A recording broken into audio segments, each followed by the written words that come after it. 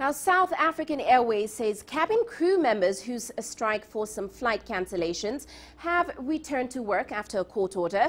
The financially struggling airline is hoping to negotiate a solution to the dispute with the labor union. Now, crew members are demanding higher meal allowances when working outside South Africa. Currently, they receive about $130 per trip, but crew members want about $170, now arguing that the allowances they get so far haven't increased in years. And of course, international hotel food prices are expensive. Now, SAA says 50 flights, including 28 domestic routes, were cancelled. A labor court ruled that the strike was not allowed under terms of the crew members' contracts. Now let's get an update on this from Angelo Coppola. He joins us in Johannesburg. Angelo, as we heard there, striking crew members are now back to work. Give us an update on this, on the situation.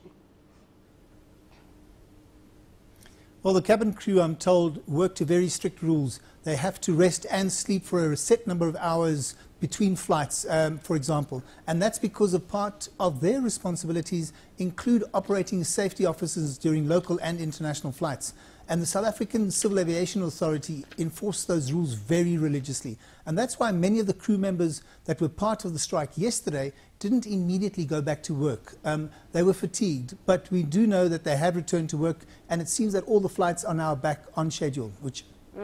Now, Angela, with regards to the airline, we know that it recently revealed that its losses are even worse than previously reported. It's also pretty reliant on the government debt guarantees. Can it afford to meet the cabin crew's demands? Well, the airline's losses nearly doubled to $269 million last year. In September, we know that government granted SAA an additional going concern guarantee of another $361 million, and that increases the total guarantees for the airline to $1.46 billion. In that context, the increased demands from the cabin crew are relatively small in comparison to the overall problems that are facing the airline. It's only $39 after all per day per crew member, but it could be the last straw that breaks the camel's back, and it's probably not been calculated into the guarantees that SAA asked and received in September last year. Uche? Now, Angelo, like you mentioned, it's adding on to the load that SAA is currently handling. Of course, the airline has also been singled out by ratings agencies as a threat to the country's credit status. Coupled with the recent strike, what does this mean for the future of the airline and certainly its chairman, Dudu Myeni? Well, Myeni is on a one-year short-term contract at the moment, but that's not to say that it won't be renewed now that there's a new finance minister in charge. You'll recall that Gigaba's predecessor was very hands-on with SAA, and we have yet to see how Gigaba actually manages the relationship with the state airline. He's also said that he'll continue with Gordon's approach to improving governance and management in all SOEs, including the airways.